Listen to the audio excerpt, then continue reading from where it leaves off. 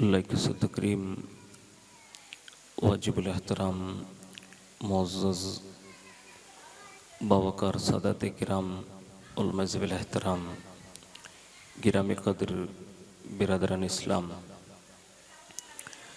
بالخصوص حضرت علامہ مولانا محمد حنیف صاحب قبلہ دامت برکاتہم العالیہ، بلبل باغ رسالت فاضل گرامی قاری خوشلحان حضرت سید محمد حسن علی بابو شیرازی دامت برکاتہم العالیہ، عزیزم فاضل گرامی حضرت علامہ مولانا سید حاجی احمد بابو شیرازی فاطمی دامت برکاتہم العالیہ و دیگر حضرات، السلام علیکم ورحمۃ اللہ وبرکاتہ۔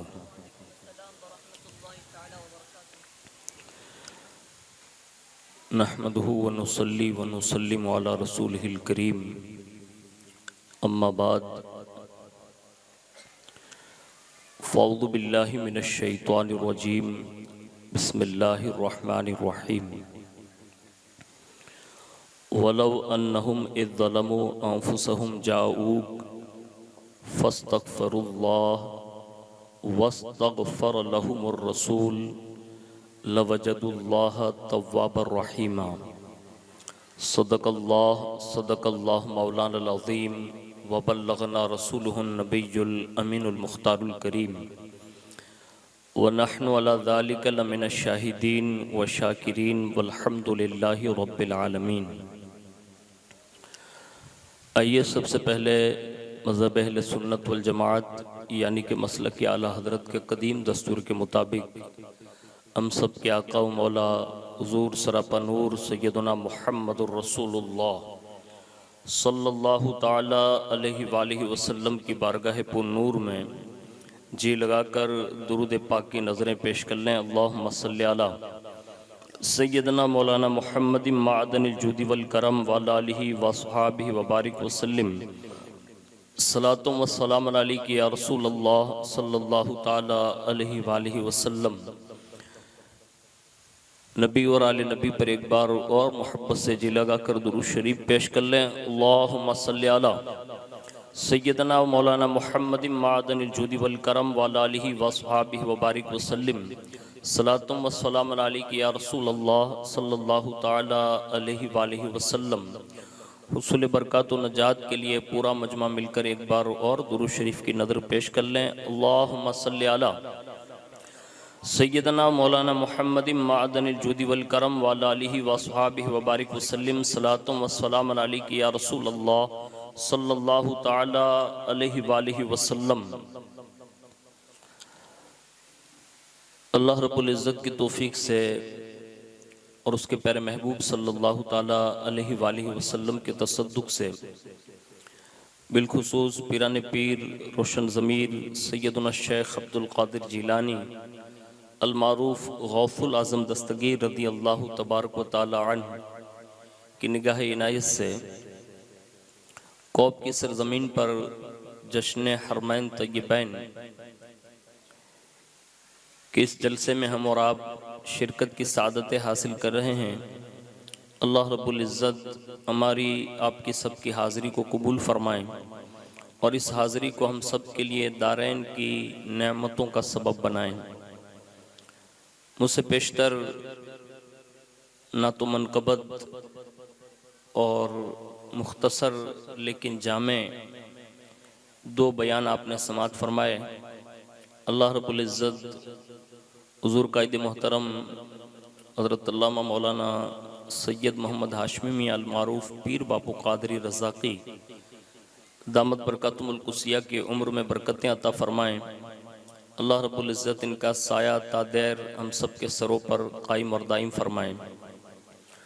اس کے سوا فاضل گرامی حضرت علامہ مولانا سید حاجی احمد میاں شیرازی دامت برکاتہم العالیہ نے ایک بہترین خطاب فرمایا۔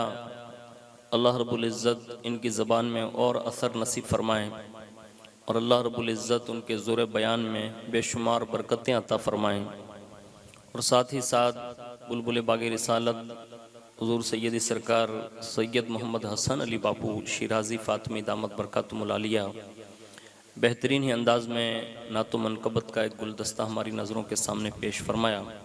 اللہ ان کے پڑھنے اور ہم سب کے سننے کو اپنی بارگاہ میں قبول فرمائیں، اور اللہ مزید انہیں نعت رسول کی سچی اور پکی چاشنی نصیب فرمائیں۔ فقیر قادری اپنی گفتگو کا آغاز امام اہل سنت اعلیٰ حضرت فاضل بریلوی علیہ رحمت و رضوان کے اس مائع ناز کلام سے کرنے کی سعادت حاصل کرتا ہے، جس میں امام یوں عرض کرتے ہیں کہ مدینے کے خطے خدا تجھ کو رکھے، مدینے کے خطے خدا تجھ کو رکھے، غریبوں فقیروں کے ٹھہرانے والے، غریبوں فقیروں کے ٹھہرانے والے۔ اور کہتے ہیں کہ یا رسول اللہ تو زندہ ہے واللہ، تو زندہ ہے واللہ۔ اس شعر میں امام عشق و محبت اعلیٰ حضرت فاضل بریلوی علیہ رحمت و رضوان اللہ کی قسم اٹھا کر حضور سے یوں کہتے ہیں کہ یا رسول اللہ، اللہ کی قسم آپ زندہ ہیں۔ اب یہ وقت کا مجدد قسم کھا کر حضور کی حیات بیان کرتے ہوئے یوں عرض کر رہا ہے، اور ہمیں ایک پیغام یہ دے رہے ہیں کہ جب بھی حضور کی طرف تمہارا دل مائل ہو تو تمہارے دل کی ہر دھڑکن یہ باور کرنی چاہیے کہ کل بھی حضور زندہ تھے، آج بھی ہیں، اور صبح قیامت تک رہیں گے۔ اور کہتے ہیں کہ فرق صرف اتنا ہے کہ میری چشم عالم سے چھپ جانے والے، صرف اتنا ہی فرق ہے کہ حضور صلی اللہ علیہ وسلم ہماری اور آپ کی ظاہری آنکھوں سے پردے میں ہیں، ورنہ حضور اپنی روح انور اور اپنے جسم انور کے ساتھ آج بھی باقید حیات ہے۔ اور اس وقت پوری دنیا میں جہاں کہیں بھی حضور صلی اللہ علیہ وسلم کے عشاق بستے ہیں، عاشق بستے ہیں، چاہنے والے بستے ہیں، اپنے وقتاً فوقتاً یہ دیکھا ہوگا کہ جیسے جیسے 12ویں شریف کا مہینہ قریب ہوتا ہے تو اس سے پہلے لوگ سفر کرتے ہیں تاکہ 12 ربیع النور کی شب انہیں مدینۃ الرسول میں نصیب ہو جائیں۔ اور یہ بہت اچھا موقع ہوتا ہے کہ اس رات میں اس بندے کو وہ جگہ نصیب ہو جائیں کہ جس میں ساری کائنات کا سلطان وجہ کائنات بن کر، مقصود کائنات بن کر جو تشریف لائے تھے، بندہ وہ شب رسول اللہ کے دربار میں گزارے۔ تو یہ بڑی سعادت مندی ہے۔ اور مجھے تو امام مالک رضی اللہ تعالیٰ عنہ کا وہ قول یاد آتا ہے کہ جب بھی کوئی یہ پوچھے نا کہ کہاں جا رہے ہو، یعنی جب حج یا عمرے کا ارادہ کرو اور لوگ پوچھے کہ کہاں جا رہے ہو، تو یہ نہ کہیں کہ مکہ جا رہا ہوں یا مدینہ جا رہا ہوں یا سنہری جالیاں دیکھنے جا رہا ہوں یا حضور کا گنبد دیکھنے جا رہا ہوں، بلکہ فرماتے ہیں کہ اس سے کہے رسول اللہ کو دیکھنے جا رہا ہوں۔ یہ امام مالک رحمت اللہ تعالیٰ علیہ کا عشق رسول، اور اس پر انہوں نے ایک حدیث بیان کی کہ حضور صلی اللہ علیہ وسلم نے فرمایا کہ میرے وصال کے بعد جس نے میرے مزار یعنی روضے قبر انور کی زیارت کی تو وہ یوں ہی سمجھے کہ اس نے مجھے حالت ظاہری میں دیکھا ہے، یعنی حیات میں جس نے دیکھا ہو بہو اس نے مجھے ایسا ہی دیکھا۔ اس لیے ہمارے اسلاف کا یہ طریقہ رہا کہ آج بھی مدینہ شریف میں آپ جائیے، آپ کو یہ اندازہ ہوگا چند لوگ جو وہاں کے ڈیوٹی والے ہوتے ہیں وہ کبھی بات کر لیتے ہیں زور سے، ورنہ آج بھی کسی کو یہ ہمت نہیں کہ وہ دربار رسالت میں اپنی آواز بلند کریں۔ یہ رسول اللہ صلی اللہ علیہ وسلم کے دربار کا یہ ادب ہے، پاس ہے اور لحاظ ہے۔ تو امام عشق و محبت اعلیٰ حضرت فاضل بریلوی نے ہمیں اور آپ کو یہ عقیدہ عطا فرمایا، اور آگے بڑھ کر ایک شعر میں کہتے ہیں، اور یہ ہماری اور آپ کی بات نہیں ہے، یہ رسول اللہ کی بات ہے اور یہ کنفرم رہے گی۔ اس کو امام یوں کہتے ہیں کہ رہے گا یوں ہی ان کا چرچا رہے گا، یعنی کائنات اگر ختم بھی ہو جائے تو حضور کا ذکر خیر بند نہیں ہوگا، بلکہ تب بھی رسول اللہ کا ذکر باقی رہے گا۔ تو کہتے ہیں رہے گا یوں ہی، ان کا چرچا رہے گا، پڑے خاک ہو جائیں جل جانے والے، پڑے خاک ہو جائیں جل جانے والے۔ اور آخر میں کہتے ہیں کہ یا رسول اللہ میں مجرم ہوں آقا، مجھے ساتھ لے لو، کہ رستے میں ہیں جا بجا تھانے والے۔ اور جو لوگ حرم جاتے ہیں ان سے کہتے ہیں کہ حرم کی زمین ہے قدم رکھ کے چلنا، حرم کی زمین اور قدم رکھ کے چلنا، ارے سر کا موقع ہے او جانے والے۔ اور آخر میں کہتے ہیں رضا نفس دشمن ہے دم میں نہ آنا، اے رضا نفس دشمن ہے دم میں نہ آنا، کہاں تم نے دیکھے ہیں چند رانے والے۔ ایک بار بڑی محبت سے درود شریف پیش کر لیں، اللہم صلی علی سیدنا مولانا محمد معدن الجود والکرم وعلی آلہ واصحابہ وبارک وسلم، صلاۃ و سلام علیک یا رسول اللہ صلی اللہ تعالی علیہ وآلہ وسلم۔ ماہ سفر المظفر اپنے اختتام کی طرف آگے بڑھ رہا ہے، اور بڑی تیزی کے ساتھ اللہ رب العزت نے چاہا تو ان قریب ماہ ربیع النور شریف کا چاند مبارک اپنے آب و تاب کے ساتھ نمودار ہوگا، اور پوری دنیا حضور کے میلاد کے لیے ابھی سے لوگ تیاریاں کر رہے ہیں۔ دعا کریں کہ اللہ رب العزت ہمیں بھی 12ویں شریف کے لمحات نصیب فرمائیں۔ میں مبارکباد پہلے پیش کرتا ہوں حضور سیدی سرکار سید محمد شاہد علی باپو کو، اور ان کی والدہ ماجدہ کو، اور ان کے پورے پریوار کو، کہ آپ کے گھر سے 2 افراد اس عظیم المرتبت بارگاہوں میں حاضری دینے کے لیے جا رہے ہیں کہ جہاں جانے کے لیے ہر مومن بندہ زندگی میں یہ امید کرتا ہے، آرزو کرتا ہے اور تمنا کرتا ہے، اور اللہ رب العزت نے آپ کو یہ سعادت عطا فرمائی۔ اللہ تعالیٰ آپ کے اس سفر کو آسان فرمائیں، اور اللہ رب العزت مقبول عمرہ نصیب فرمائیں، اور اس کے جتنے بھی ارکان ہیں آسانی کے ساتھ آپ کو ادائیگی کی توفیق عطا فرمائیں، اور ان ادائیگیوں میں اللہ رب العزت آپ کو ہمت، حوصلہ اور طاقت نصیب فرمائیں۔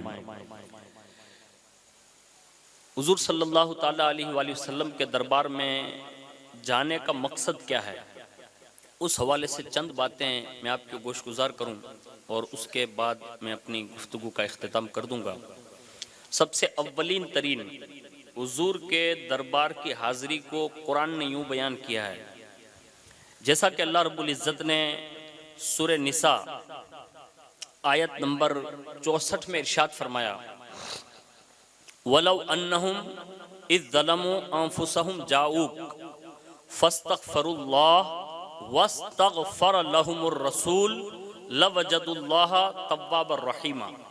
اللہ ارشاد فرماتا ہے کہ اور اگر جب وہ اپنی جانوں پر ظلم کریں تو اے محبوب وہ تمہارے حضور حاضر ہوں اور پھر اللہ سے معافی طلب کریں، اور رسول ان کی شفاعت فرمائیں، تو ضرور اللہ کو بہت توبہ قبول کرنے والا مہربان پائیں۔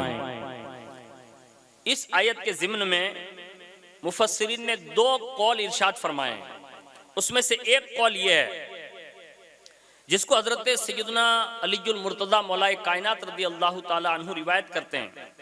وہ فرماتے ہیں کہ حضور صلی اللہ علیہ وسلم کے مزار فائز الانوار میں جلوہ گری کے 3 روز بعد، یعنی حضور کے وصال کے 3 روز کے بعد، 3 دن کے بعد،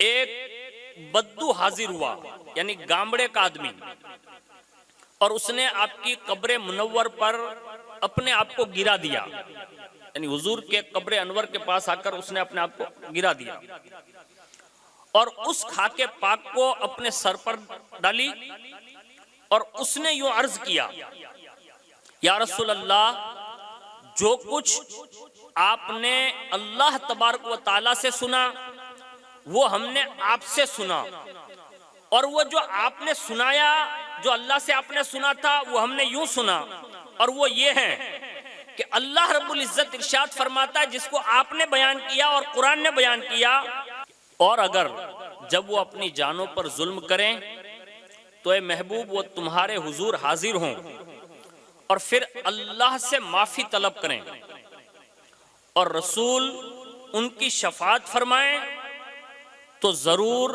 اللہ کو بہت توبہ قبول کرنے والا مہربان پائیں۔ تو یا رسول اللہ میں نے اپنی اوپر ظلم کیا ہے، یعنی کچھ قصور ہوئے، کچھ غلطیاں ہوئی، کچھ گناہ ہو گئے، اور آپ کی بارگاہ میں اس وقت حاضر ہوا ہوں تاکہ آپ بھی میرے لیے استغفار فرمائیں، تاکہ اللہ میری بخشش اور مغفرت فرما دیں۔ مولا کائنات فرماتے ہیں کہ بس ابھی اس نے یہ کہا کہ اسی وقت قبر انور سے آواز آئی، قد غفر لک، جا تحقیق کہ اللہ نے تیری بخشش فرما دی ہے۔ تو اس روایت سے ہمیں اور آپ کو یہ پہلا پیغام ملا، اور قرآنی آیت کے شان نزول سے بھی، کہ حضور کی بارگاہ کا اصل مقصد یہ ہے کہ وہاں جا کر حضور سے حضور کی شفاعت طلب کی جائے، حضور سے عریضہ پیش کیا جائے، تاکہ حضور اگر دعا کر دیں تو حضور کی شان یہ ہے، قرآن نے یہ بیان کی ہے کہ اگر میرا محبوب تمہارے لیے سفارش کر دیں تو آپ یقین جانیں کہ اللہ بھی تمہیں معاف فرما دے گا۔ ایک مقصد تو یہ ہے۔ اب رہی بات شہزادوں کی، یعنی رسول اللہ کے بیٹوں کی، کہ حضور کے بیٹوں کے لیے اللہ کے پیارے حبیب صلی اللہ علیہ وسلم کا واضح فرمان ہے کہ کائنات میں جتنے بھی میری اولاد میں ہوں گے، یعنی ماں خاتون جنت رضی اللہ تبارک و تعالی عنہا کے صاحبزادوں کے لیے اعلان ہے کہ ان میں سے کسی کو بھی اللہ جہنم میں نہیں ڈالے گا۔ یعنی یہ سیدہ کائنات کی طہارت اور ان کی پاکیزگی کی وجہ سے اللہ نے ان پر جہنم کو حرام کر دیا۔ تو اب یہ لوگ جب حضور کی بارگاہ میں جائیں تو کیا کریں؟ تب ان کو یہ چاہیے کہ وہ جب نانا جان کے پاس جائیں تو حضور کی گنہگار امت کی بخشش کی دعا کریں، اس لیے کہ نانا بیٹوں کی باتیں جو مانتے ہیں نا اتنا کسی اور کی نہیں مانتے، اور یہ پوری کائنات جانتی ہے کہ رسول اللہ صلی اللہ علیہ وسلم کے بیٹے جب بھی حضور سے فریاد کرتے ہیں تو حضور نے کل بھی مدد فرمائی، آج بھی مدد فرماتے ہیں، اور صبح قیامت تک مدد فرماتے رہیں گے۔ تو یہ رسول اللہ صلی اللہ علیہ وسلم کے شہزادوں کے لیے۔ ایک دوسری روایت عرض کرتا ہوں، ہو سکتا ہے کہ آپ کے ذہن میں یہ بات آ جائیں کہ حضور کے دربار میں جانے کا اصل مقصد جو ہے وہ ہمارے اور آپ کے ذہن میں رہنا چاہیے۔ میں نے اکثر لوگوں کو دیکھا ہے جو بھی حج یا عمرہ کے لیے جاتے ہیں پھر واپس آتے ہیں نا، تو آپ نے بھی سنا ہوگا، کبھی مجھ سے تو جتنے بھی لوگ ملے نا تو بات چیت ہوتی ہے، ان سے پوچھنا مقصد یہ ہوتا ہے کہ حضور کی باتیں کوئی سنا دے مدینہ شریف کی۔ اب وہ پہلی بات یہ کرتا ہے ٹور والے کا کھانا بڑی اچھا تھا، یعنی جس کو بھی پوچھا کہ بھائی مدینہ شریف کی کوئی بات بتاؤ، حج میں گئے تھے تو حج کے مطلب کچھ باتیں بتاؤ، مکہ شریف کی باتیں بتاؤ۔ اب وہ سب سے پہلے ٹور والے کے کھانے کی تعریف کرتا ہے، ہوٹل میں رہنے کی بات کرتا ہے۔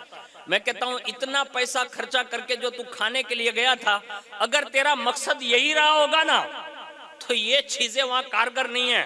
وہاں تو شہید کو شہادت، عالم کو علم، سخی کو سخاوت بھی قیامت کے دین پر منہ پر مار دی جائے گی اور کہا جائے گا یہ سب چیزیں تم نے اپنے لیے کی تھی اور لوگوں کے لیے کی تھی، وہ تو دنیا میں بدلہ دے دیا، اب یہاں تمہارا کوئی حصہ نہیں ہے۔ تو میری گزارش ہے کہ جب بھی یہ موقع ملے تو وہاں سے آنے کے بعد یہ چیزوں کے بیان کے بدلے کم از کم گنبد خضرا کا تصور ہی پیش کرنا چاہیے، جنت البقیع کا وہ ماحول پیش کرنا چاہیے، مسجد نبوی کا وہ تصور پیش کرنا چاہیے کہ وہ باتیں سنتے سنتے سامنے والے کے دل میں بھی امید برآئے کہ کاش اللہ مجھے بھی موقع دے گا تو میں بھی حج یا عمرہ کی نیت کروں گا۔ یہ حالات ہیں ہمارے، لیکن جو اصل مقصد ہے دوسری روایت پیش کر رہا ہوں، آپ کو ذہن میں آئے گا۔ حالانکہ مکہ شریف بھی عظمت والا ہے، مدینہ شریف بھی عظمت والا ہے، ہم اس کے فضائل و کمالات میں کسی کو بھی آگے پیچھے کر کے یہ بات نہیں کرتے، لیکن محبوب کا عشق رکھتے ہیں نا تو مدینے کی باتیں اس لیے زیادہ کرتے ہیں کہ امام عشق و محبت اعلیٰ حضرت فاضل بریلوی نے مکہ پہنچ کر بھی یہ پیغام دیا تھا، حاجیو آؤ آؤ، یعنی حج تو کر چکے تھے تو کہا حاجیو آؤ آؤ، شہنشاہ کا روزہ دیکھو، کعبہ تو دیکھ چکے ہو، کعبے کا کعبہ دیکھو۔ اور کہتے ہیں غور سے سن تو رضا، کعبے سے آتی ہے صدا، میری آنکھوں سے میرے پیارے کا روزہ دیکھو۔ اس لیے ہم مدینہ شریف کی اور خاص کر کے مکہ گنبد خضرا کی بات زیادہ کرتے ہیں، لیکن ہم یہ نہیں کہتے کہ مکہ شریف کی کوئی عظمت نہیں ہے۔ الحمدللہ اہل سنت والجماعت کے نزدیک مکہ شریف کے حوالے سے جتنے فضائل بیان ہیں، آپ میں سے کوئی اتنے بیان نہیں کر سکتا۔ ایک فضیلت عرض کر دیتا ہوں جس سے یہ سننے کے بعد پتا چلتا ہے کہ مکہ شریف ہی ایک ایسی عظمت والی جگہ ہے کہ اس سے بڑھ کر مکے کی فضیلت اور کوئی میرے خیال سے بیان نہیں کر سکتا، کہ مکہ شریف کو یہ شرف حاصل ہے کہ محبوب کی ولادت گاہ اگر بنانا مقصد ہوا تو اللہ نے مکہ شریف کا انتخاب فرمایا۔ یعنی محبوب کو دنیا میں بھیجانا تو بھیجنے کے لیے سب سے پہلی سرزمین جس کا انتخاب ہوا تو وہ مکہ شریف ہے، جس کو قرآن یہ کہتا ہے لا اقسم بہذا البلد وانت حل بہذا البلد، اے محبوب مجھے شہر مکہ کی قسم ہے کہ آپ اس میں جلوہ فگن ہوئے۔ یعنی قرآن اور حدیث کے لحاظ سے یہ پتا چلا کہ مکہ عظمت والا ہے تو صرف اس لیے ہے کہ وہاں مصطفیٰ جان رحمت کی ولادت ہوئی ہے۔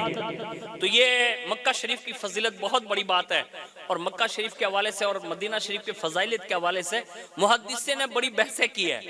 آخر میں فیصلہ یہی ہے کہ جب تک حضور مکے میں رہے مکہ افضل رہا، اور جب سے حضور مدینے میں ہے تو حضور کے نسبت سے مدینہ افضل ہے، اور جب حضور جنت میں تشریف لے جائیں گے تو پھر جنت سب سے قیمتی جگہ ہوگی۔ تو یہ حضور کی شان ہے۔ دوسرا سبب میں عرض کر رہا ہوں، روایت یہ پیش کر رہا ہوں۔ اب آپ کہیں گے کہ بخشش کرانا ہو تو مدینہ شریف جائیں، یعنی معافی چاہتے ہیں تو مدینہ شریف جائیں، تو کیا یہاں ہند میں رہ کر معافی نہیں مل سکتی؟ یقیناً ہمارے بزرگوں نے اس کے حوالے سے ارشاد فرمایا کہ اگر کوئی عمرہ تک نہ جا سکتا ہو، یعنی مدینہ شریف تک نہ جا سکتا ہو، مکہ شریف تک نہ جا سکتا ہو، اور حضور کے دربار میں حاضری نہ دے سکتا ہو، تو ہمارے بزرگ فرماتے ہیں کہ یہ بندے کی کمزوری ہے کہ وہ وہاں تک نہیں جا سکتا، لیکن حضور کے دربار کی حاضری کے لیے وہ نہیں جا سکتا، یہ اس کی کمزوری ہے۔ لیکن اگر کوئی اپنی مغفرت یا بخشش کروانا چاہے اور حضور سے عرض کرے تو یہ ان کے جانے میں، یعنی ایک عام آدمی کے جانے میں کمزوری ہو سکتی ہے، مکین گنبد خضرا کے اس غریب کے گھر تک آنے میں وہ کمزور نہیں ہے۔ یعنی حضور کا وہ بندہ جہاں تصور کرے گا وہی وہ حضور کی بارگاہ میں حاضر ہے، اور جب بھی حضور کے بارگاہ کی حاضری کے لیے مراقبہ کرے گا تو وہ اپنے آپ کو تصور کر سکتا ہے کہ میں حضور کی بارگاہ میں بیٹھا ہوں، اور حضور سے سفارش کریں۔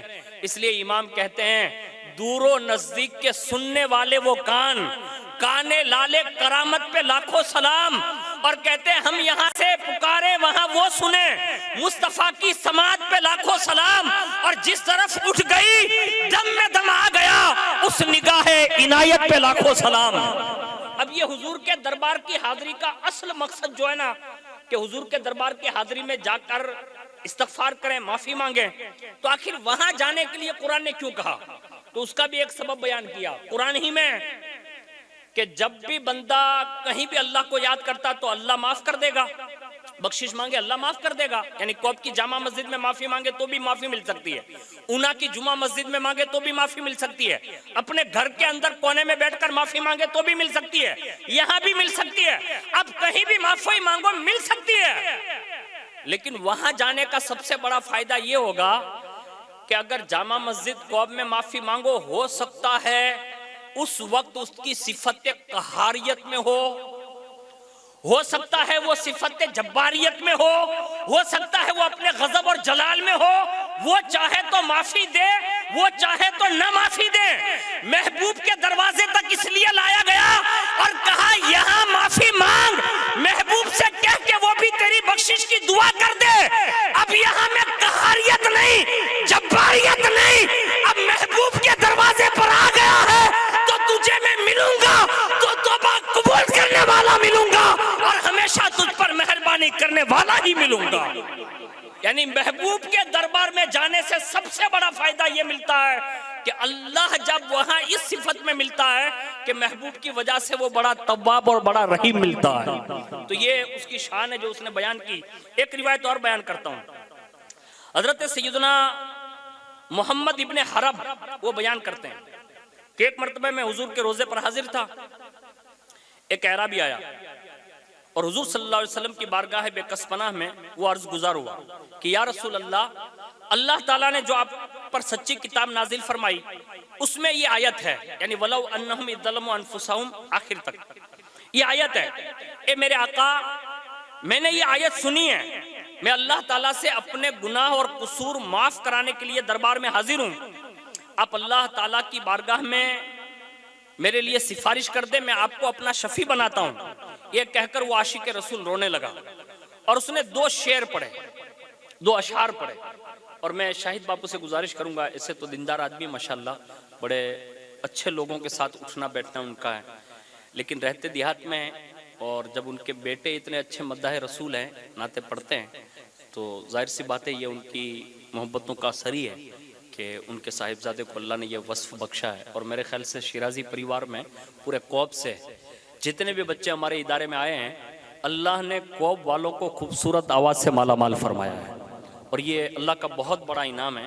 اور میں تو پھر عرض کر رہا ہوں، ابھی میں بچوں سے ملا صاحبزادوں سے، تو 4 بندے ملے مجھے، تو میں نے کہا کہ کوب والے بہت کم ہو گئے ہیں، اگر آپ 4 آ جاؤ نا تو ہمارے یہاں 8 کی جوڑی ہو جائے گی۔ تو آپ لوگوں سے بھی گزارش ہے، کوب والوں سے بھی، کہ چھوٹے چھوٹے بچے جو یہاں زندگیاں ایسے ہی خالی برباد کر رہے ہیں، تو اس سے بہتر یہ کہ وہ کسی ادارے میں ہوں گے نا تو آنے والے وقتوں میں بڑا وہ کام کریں گے۔ تو ضرور آپ بھیجئے، آپ کے لیے ہر وقت دروازے کھلے ہوئے ہیں۔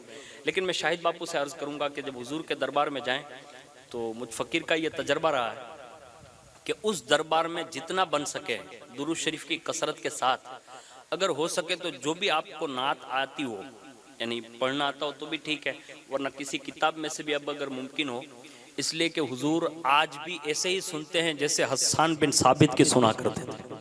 ہاں، اور ہمارے بزرگوں نے اس پر واقعات لکھے ہیں۔ یہ جو میں پڑھ رہا ہوں نا، اس نے 2 شعر پڑھے صرف، اور جب وہ 2 شعر پڑھ چکا اور اس کو بار بار دہراتا رہا، صرف 2 شعر کو دہراتا رہا اور اپنے گناہوں کی معافی کے لیے اشکبار ہو گیا، آنکھیں برسنے لگی۔ حضرت محمد بن کعب بلالی کہتے ہیں، محمد بن حرب بلالی کہتے ہیں کہ اس نے تو اپنا کام جو تھا وہ کر لیا، یعنی شعر پڑھ لیے، روتا رہا، معافی مانگتا رہا۔ اس کے بعد حضرت محمد بن حرب کہتے ہیں کہ میں اپنے قیام گاہ پہ آ گیا، میں نے اس کو اس حال میں دیکھا، لیکن جب میں سویا، کون؟ حضرت محمد بن حرب کہتے ہیں، اب دعا تو وہ کر کے گیا، یعنی شعر پڑھ کے تو وہ بندہ گیا، معافی مانگ کر تو وہ بندہ گیا۔ محمد بن حرب کہتے ہیں میں اپنی قیام گاہ پہ آ کے جیسے سویا، سر کی آنکھیں بند ہوئی، دل کی آنکھیں کھلی، اور حضور نے اپنے دیدار سے مالا مال کر دیا۔ یعنی پتہ یہ چلا کہ مدینہ شریف میں کسی کو روتا دیکھ کر اس کو دیکھتے رہنا، یہ بھی رسول اللہ کی زیارت کا سبب بن جاتا ہے۔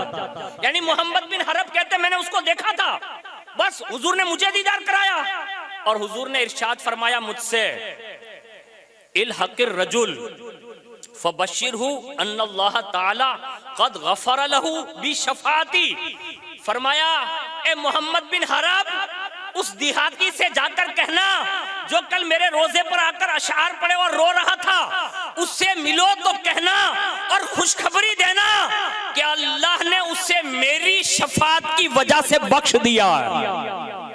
تو پتہ یہ چلا کہ وہاں کوئی اگر حضور کی بارگاہ میں سلام پڑھ رہا ہو، رو رہا ہو، گڑ گڑا رہا ہو، تو اس کو بھی دیکھ کر وہیں کھڑے رہ جانا چاہیے۔ ہو سکتا ہے ہم اس کو دیکھ رہے ہو اور اس کے رونے کو حضور دیکھ رہے ہو، اب اسی کے دیکھنے پر ہم پر بھی نظر پڑ جائے، اور یہ ممکن ہے۔ ایک بزرگ نے تو یہاں تک بیان فرمایا حضور کی نگاہ کے لیے کہ ایک خاتون تھی، بڑی اچھی آواز تھی ان کی، لیکن وہ اپنی زبان میں سلام پڑھ رہی تھی۔ والدہ ماجدہ آپ کے ساتھ ہے ماشاءاللہ، اور میں اپنی ماں کا بڑا محب ہوں۔ تو آپ صرف مدینہ شریف میں جنت کی کیاری میں نہیں جا رہے ہیں، بلکہ آپ اپنی جنت کو لے کر جنت جا رہے ہیں، اور یہ بہت بڑی سعادت مندی ہے جو اللہ نے آپ کو نصیب فرمائی ہے۔ مجھ گنہگار کے لیے بھی دعا کیجئے گا کہ اللہ مجھے بھی آپ کی طرح موقع نصیب فرمائے کہ کاش میں اپنی عمر جو بڑی ہے میری والدہ کی، کاش اللہ مجھے بھی میری والدہ کے ساتھ عمرہ نصیب فرمائے۔ تو وہ بوڑھیا جو تھی نا، اس نے اپنے سلام پڑھ لیے، مائی نے، تو قریب میں ایک عربی خاتون آئی اور اس نے اپنی فصیح عربی زبان میں حضور پر سلام بھیجا، یعنی درود و سلام پڑھے. تو جیسے درود و سلام پڑھے نا تو یہ خاتون جو بزرگی میں تھی نا، انہوں نے دل میں صرف خیال کیا کہ میں نے تو اپنی زبان میں سلام پڑھے، انہوں نے عربی میں پڑھے، ہو سکتا ہے عربی زبان حضور کی بھی ہے تو زیادہ ان کی بات سنی جائے گی، یعنی ان کا سلام زیادہ پیش ہوگا اور قبول ہوگا. بس یہ خیال گزرا صرف. قیام گاہ پہ دونوں عورتیں آ گئی.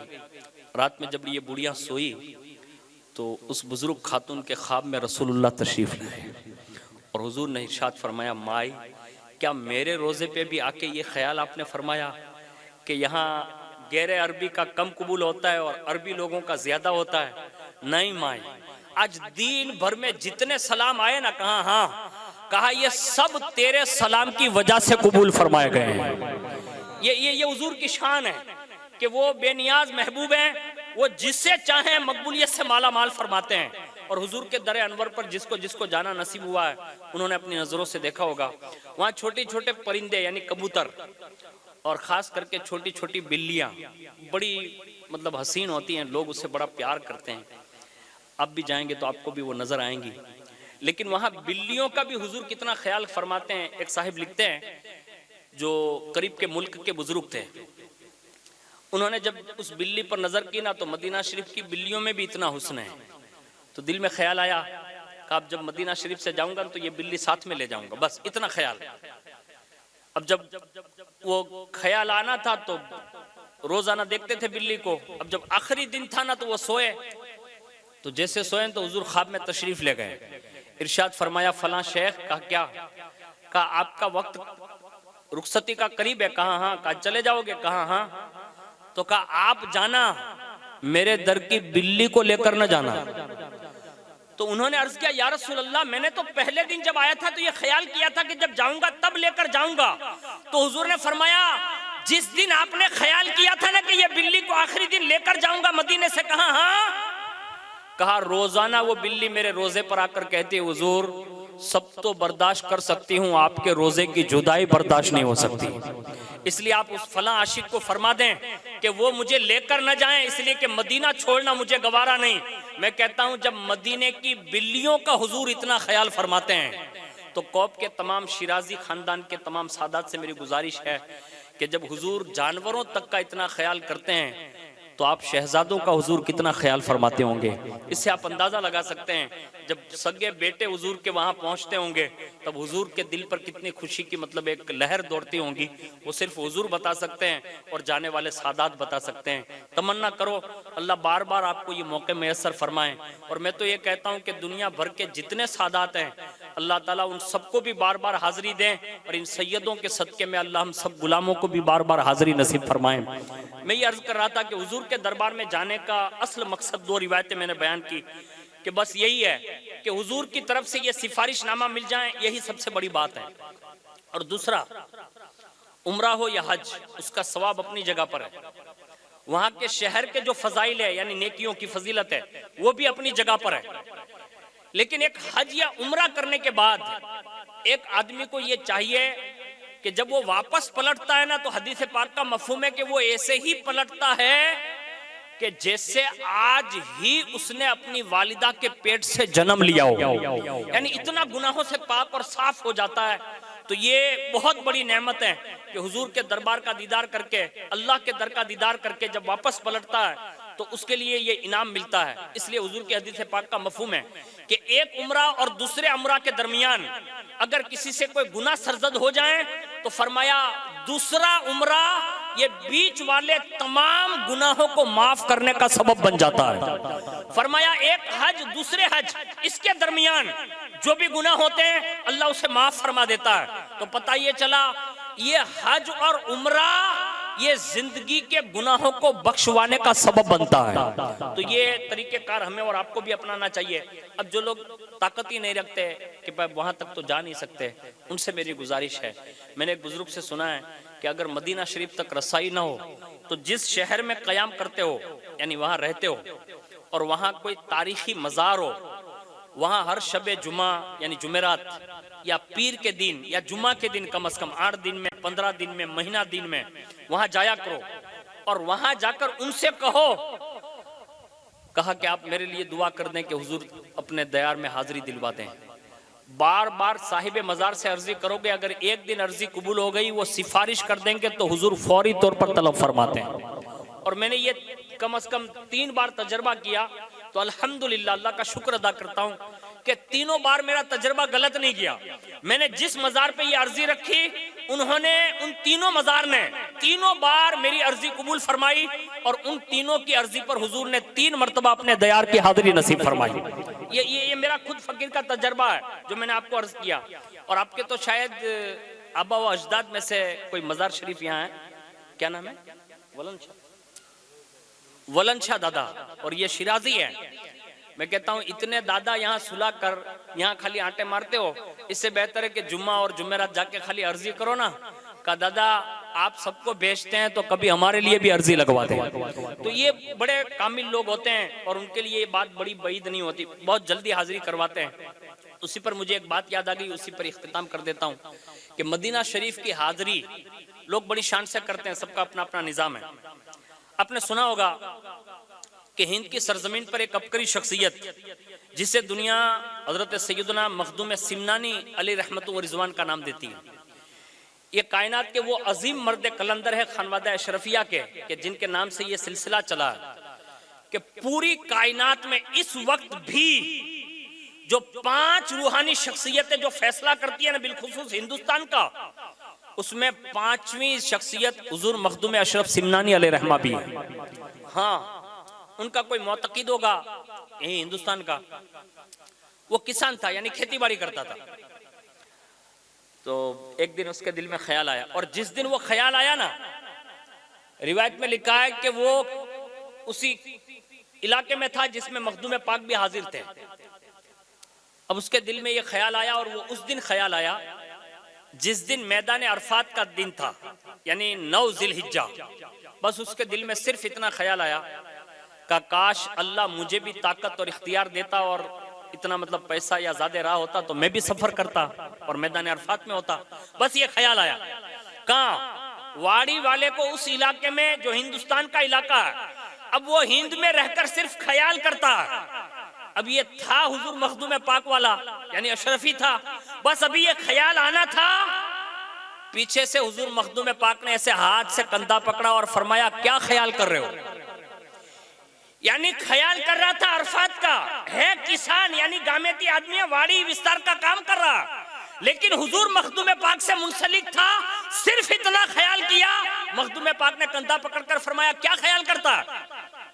دیکھا نا تو مخدوم پاک عرض کیا حضور آج میدان عرفات کا دن ہے۔ کہا سارے حاجی میدان عرفات میں اور پہاڑیوں میں اللہ کی بارگاہ میں دعا کر رہے ہوں گے، میں نے صرف اتنا خیال کیا کاش اللہ مجھے بھی توفیق دیتا تو میں بھی وہاں ہوتا، لیکن اتنی استطاعت نہیں ہے۔ بس ابھی اتنا سنا نا تو حضور مخدوم پاک نے کندھے سے ایسے کھمبا ہاتھ ہٹایا کھمبے سے، اور سامنے آ کر فرمایا ادھر آئیے، قریب کیا، اور دوسرے ہاتھ سے ارشاد فرمایا جائیے۔ بس ابھی یہ جائیے کہا، وہ کسان کہتا ہے میں ہندوستان میں نہیں تھا، میدان عرفات میں تھا، اور باقاعدہ اس نے وقوف عرفات کیا، اور اس کے بعد جو کام تھے وہ ارکان ادا کیے، اور اس کے بعد جب واپسی کا طواف زیارت کرنے کے بعد جب واپسی پلٹنے کی بات آئی نا تو دل میں پھر خیال آیا، کہا وہاں تو مخدوم پاک نے فرمایا تھا جائیے، اب یہاں تو کچھ لے کے تو آیا نہیں کوئی پہچان ہے، اب چل کے اس زمانے میں جو سفر کرتے تھے یا جو سواریوں پہ سفر ہوتا تھا کوئی پہچان تو ہے نہیں، تو اب جاؤں گا کیسے؟ بس ابھی یہ خیال آنا تھا نا تو پھر پیچھے سے مخدوم پاک نے کندھے پہ ہاتھ رکھا اور ارشاد فرمایا کیا خیال ہے؟ تو کہا حضور آیا تھا تو آپ نے کہا تھا جائیے تو پہنچ گیا، اب یہاں سے جائیے کون کہے گا؟ کہا آ گیا ہوں تو خود ہی کہہ دیتا ہوں۔ بس آگے کیا اور فرمایا حاجی صاحب جائیے، بس اتنا کہا تو وہیں لا کر کھڑا کیا جہاں سے اٹھا کر عرفات پہنچایا تھا۔ یہ بزرگوں کا تصرف ہے۔ تو میں کہتا ہوں جب مخدوم پاک ایک مرید کو جائیے اور آئیے کہہ کر پہنچا سکتے ہیں تو ولن شاہ بابا جو آپ کے دادا ہے اور آپ سب انہی کے خاندان سے تعلق رکھتے ہیں، اور میں نے آپ کے خاندانوں کے کم از کم سینکڑوں مزارات پر حاضری دی ہے، اور اتنی بڑی شان کے لوگ ہیں کہ آپ کے ایک بہت بڑے بزرگ، یہ کلاریا شریف آپ نے نام سنا ہوگا اور آپ لوگ حاضر بھی ہوئے ہوں گے کبھی، 14 سلسلے جس کو بولتے ہیں نا، یعنی 14 سلسلوں کی اجازت، یہ ڈائریکٹ انہیں حاصل تھی. اور یہ اطراف و اکناف میں اس زمانے میں جتنے بڑے بڑے پیران نظام تھے نا، اگر کہیں خلافت کی بھیک مانگنے جاتے تھے نا تو وہ دربار شیرازیہ میں جاتے تھے. اتنی بڑی ذات والا صفات اسی ہندوستان کی سرزمین پر، یہ آپ کے دادا کی شان ہے جو اللہ نے انہیں مشرف فرمایا ہے، اور انہوں نے بڑا کمال کیا. ان کا ایک اعجاز یہ تھا، آپ کو بھی عرض کرتا ہوں، اگر آپ کے دادا کی بات آپ کو سمجھ میں آ جائیں تو کوشش کیجئے گا. شیرازی بابا جب مطلب مدینہ شریف اور مکہ شریف، نجف شریف، کربلا شریف سے ہوتے ہوئے غوث پاک کی بارگاہ میں سے ہوتے ہوئے جب انڈیا آ رہے تھے نا، تو غوث پاک رضی اللہ تعالی عنہ کی بارگاہ میں بھی حاضر ہوئے تھے اور ان سے یہ عرضی پیش کی تھی. اور اسی عرضی کے تحت جب وہ ہندوستان آ گئے تو حضور نے ان پر اتنا بڑا کرم فرمایا، اتنا بڑا کرم فرمایا، آپ سن کے حیرت میں ہوں گے. ان کی تاریخ میں یہ بات نقل ہے کہ جس دن سے وہ ہندوستان پہنچ چکے، ایک رات بھی ایسی نہیں گزری ہے جس رات میں انہیں ہر روز رسول اللہ کا دیدار نہ ہوتا ہو. یہ میں نے جو جملے کہے نا، شاید آپ نے اس پہ غور نہیں کیا. یعنی ہندوستان میں آنے کے بعد شیرازی بابا کا ایک رات بھی، ایک دن بھی ایسا نہیں بیتا تھا جس میں رسول اللہ کا دیدار انہیں نصیب نہ ہوتا ہو. میں کہتا ہوں یہ خاندان کے لوگ اگر تمنا کریں تو میں کہتا ہوں کہ جب ہندوستان میں رسول اللہ آ کر دیدار کروا سکتے ہیں تو کیا ہر شہزادے کو مدینۃ الرسول کی حاضری کا انتظام نہ فرما دیں گے؟ ضرور کریں گے. شرط صرف اتنی سی آپ کی بارگاہ میں کہ کوشش کیجئے، بازاروں میں بیٹھ کر خالی وقت بتاتے ہیں، اذان ہو تو چھوٹے بڑے مالدار غریب سب کو مسجد پہنچنا چاہیے. لوگ یہ کہتے ہیں کہ مسجد میں یوں ہوتا ہے، مسجد میں یوں ہوتا ہے. جیسے آپ کھانے بیٹھتے ہیں نا تو کھانے کے وقت آپ کے یہاں مکھیاں بھی آتی ہیں، اور جیسے مکھیاں کو اڑا کر آپ کھانا تو کھا لیتے ہیں، ایسے مسجدوں میں بھی اچھے لوگ بھی آتے ہیں، اس طرح کے بہت سارے لوگ آتے ہیں. یہ عذر ہمارا اور آپ کا اللہ اس کے رسول کی بارگاہ میں نہیں چلے گا کہ مسجد میں تو یوں ہوتا اس لیے نہیں آتا، یوں ہوتا اس لیے نہیں آتا. سب پر ضروری ہے کہ مسجد پہنچنا چاہیے. امام اتنے اچھے آپ نے رکھے ہوئے ہیں، اتنی اچھی قیمتی تنخواہ بھی دیتے ہیں، 5 وقت کی پابندی سے نماز پڑھاتے ہیں. سب لوگ آئے اور شیرازی بابا کے شہزادے نہ دکھے تو افسوس ہوگا کہ نہیں ہوگا؟ شیرازی بابا کو بھی افسوس ہوگا.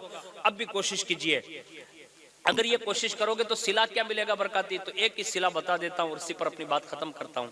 سب سے بڑا صلہ یہ ملے گا، حضرت سیدنا امیر المؤمنین حضرت عثمان بن ذوالنورین، حضرت عثمان بن عفان المعروف حضرت ذوالنورین کہتے ہیں کہ جو 5 وقت کی نماز پابندی سے اپنی مسجد میں بعد جماعت پڑھتا ہوگا، اللہ جنت میں بھی اسے کسی ولی کا پڑوس عطا فرمائے گا. تو یہ انعام ہے. اور ایک روایت حدیث پاک میں یہ ہے کہ جو بندہ پابندی کے ساتھ اپنے علاقے کی مسجد میں با جماعت نماز پڑھے گا، اللہ رب العزت اس 5 وقت کی با جماعت نماز کی برکت سے اللہ اس سے 70 عمرہ یا 70 حج کا ثواب عطا فرمائے گا. اب یہ علاقے کی مسجد کو آباد کرنے کی غرض سے میں نے آپ سب سے ریکویسٹ کی ہے، جتنے ذمہ دار ہو، آگیوان ہو، آپ کے یہاں 2 جماعتیں، ایک عام جماعت ہے، ایک خاص جماعت ہے، دونوں جماعت مل کر اس کے بارے میں ڈسکس کیجئے.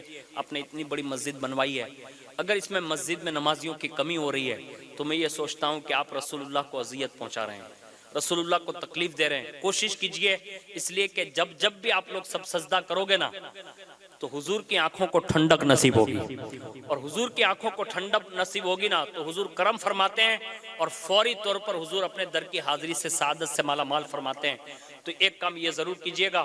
اور آج یہ جمعہ کا دن گیا نا، آج آنے والی جمعہ سے یہ ٹرائی کیجئے. میں اپنی بات نہیں بتا رہا ہوں، بزرگوں کی بات بتا رہا ہوں. میں نے اپنے بزرگوں کو پڑھا ہے نا، انہوں نے یہ تجربہ کر کے خود بھی دیکھا، لوگوں کو بتایا، اور اس پر فقیر قادری نے بھی تجربہ کیا. جمعہ کے دن آپ جب مسجد جائیں نا، آج سے کوشش کیجئے ہر جمعہ کو نہ بن سکے کم از کم 3 جمعہ ٹرائی کیجئے، پھر 3 جمعہ ٹرائی کیجئے، پھر 3 جمعہ ٹرائی کیجئے. بعد میں مطلب ایک وقفے کے بعد آپ خود ہی احساس کر لیں گے، آپ کو اندازہ ہو جائے گا. وہ تجربہ یہ کرنا ہے، جیسے جمعہ کی نماز سے آپ فارغ ہو گئے، صلاۃ السلام ہو گئے، سب لوگ نکل رہے ہیں، آپ وہیں کھڑے رہیے مسجد میں اور 100 مرتبہ صلی اللہ علی النبی الامی والہ صلی اللہ علیہ وسلم सलातम व सलामन अलैका या रसूल अल्लाह। ये दुरूद शरीफ हर मस्जिद में लिखा रहता है, आपने देखा होगा, जिसको दुरूद उम्मी भी कहते हैं, दुरूद रज़विया भी कहते हैं। न हो तो यूट्यूब पर सर्च करेंगे आपको मिल जाएगा, गूगल पे सर्च करेगा मिल जाएगा, किसी किताब में मिल जाएगा। इसको दुरूद उम्मी भी कहते हैं। इस दुरूद शरीफ को आप 100 मरतबा पढ़िए और नियत ये रखिए कि हुजूर हज या उम्रे का सबब बनाइए, 3 जुम्मा नहीं गुजरेंगे रसूलुल्लाह इंतजाम फरमा देंगे। ये तजर्बात से शाहिद है। जिसको मदीना शरीफ की हाजिरी का मतलब ज़ौक़ हो और शौक़ हो तो ये ज़रूर इसको अपनाएं। हुजूर आज भी करम फरमाते हैं। अल्लाह ताला से दुआ करता हूँ कि अल्लाह ताला मेरी आपकी सबकी हाजिरी को कबूल फरमाएं, और जितने भी लोग यहाँ से उम्रा की नीयत से इरादा कर चुके हैं अल्लाह ताला उनके सफ़र को आसान फरमाएं, कदम कदम पर अपनी रहमत से उन्हें माला माल फरमाएं। और जब भी ये हरमैन तय्यबैन में हाजिर हों अल्लाह रब्बुल इज़्ज़त उनकी हाजिरी को कबूल फरमाएं, उम्रा को कबूल फरमाएं, और बिलखुसूस उनके सफ़र के सदक़े में अल्लाह रब्बुल इज़्ज़त हम सबको भी अपने माँ बाप के साथ हज उम्रा की सादतों से माला माल फरमाएं। आमीन बिरहमतिका या अरहमर राहिमीन। अस्सलामु अलैकुम।